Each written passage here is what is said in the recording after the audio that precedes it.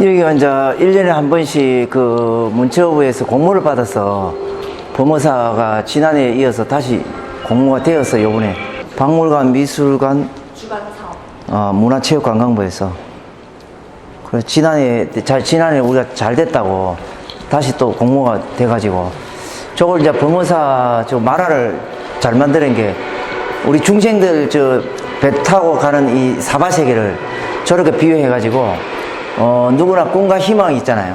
그 꿈과 희망을 저 파랑새로 이제 비유한 거라.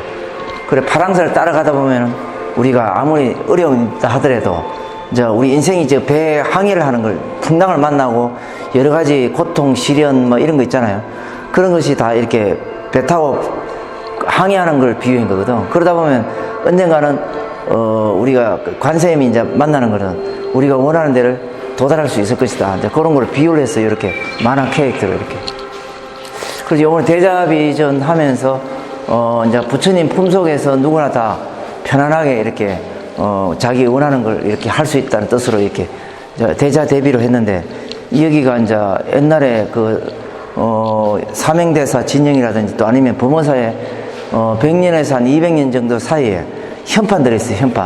현판들을 요번에 전부 다 좀 모아가지고 옛날에 우리 범어사의 이제 현판 속에 또 글 같은 내용들이 우리 이 시대에 또 다 도움이 되는 그런 내용들이 많이 있습니다.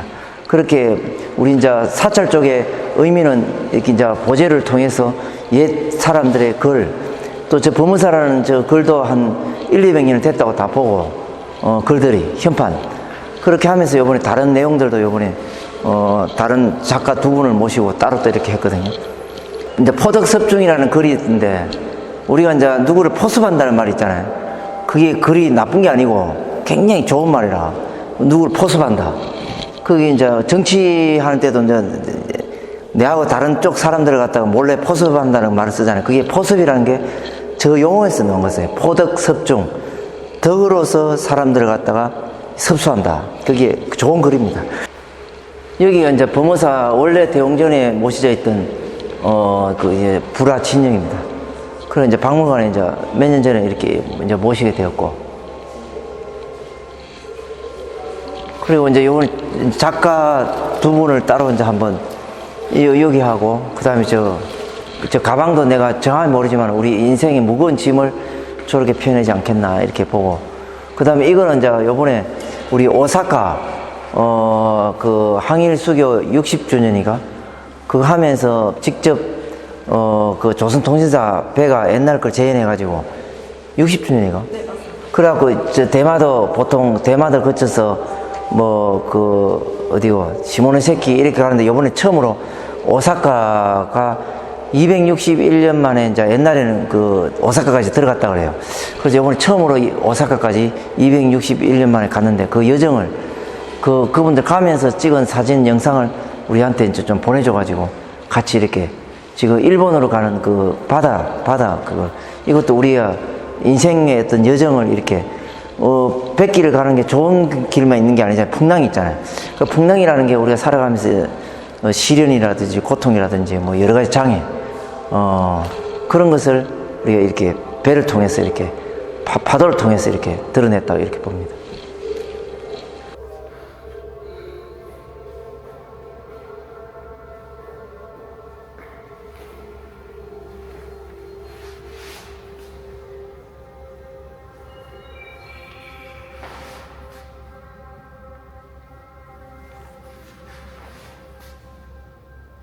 저는 생활 속에서 버려지는 물건들에 대한 주목을 하게 되었는데 그 주목한 계기는 일본 유학 중에 어떤 지인의 전시 오픈을 축하하러 가게 되었습니다. 그때 축하 파티에서 와인 코르크 마개를 탁 따서 쓰레기통에 버리는 걸 보고 와인을 위해서 굉장히 중요한 부품인데 이거를 예쁜 거를 버린다, 이거 나 줘라 해서 주머니에 넣고 이렇게 다닐 동안 아버지가 공무원 36년간 생활을 하시고 정년퇴직을 하실 무렵이었어요. 아버지도 나라를 위해서 굉장히 필요했었는데 나이가 들었다고 이렇게 탁 내치는 것 같아서 코르크 마개가 병마개나 쇠마개가 할 수 없는 숨쉬는 기능을 하는 와인을 위해서 아주 중요한 부품이었는데 이제는 필요 없다고 버려지는 것들이 안타까워서 그때부터 버려진 뭔가의 부품들을 수집을 하게 되었습니다. 그래서 하루 집에서 오늘 주워온 거, 예전에는 뭐였었겠지, 그때는 이렇게 역할을 했었는데 라는 생각으로 커피를 가지고 종이에 이렇게 얼룩을 만들고 거기에 대한 이야기들을 조금씩 기록하고 보존하기 위한 그런 작업을 했습니다. 이번 전시도 그럼에도 불구하고라는 그 타이틀이 있는데, 예전에는 아주 중요한 부품이었지만 이제는 소용이 없다고 버려진 물건들을 다시 이 불교적인 차원으로 그럼에도 불구하고 이렇게 예술적으로 표현이 됩니다 라는 거를 좀 표현을 해 봤습니다.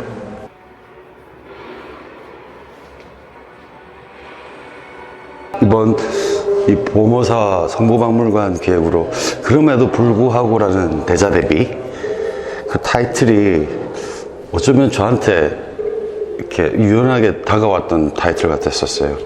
30년 넘게 무거운 재료 가지고 정말 많은 작업량으로 마디마디랑 그 심한 고통에 의해서 막 근육이 썩어서 한 15% 떼낸 팔도 있거든요.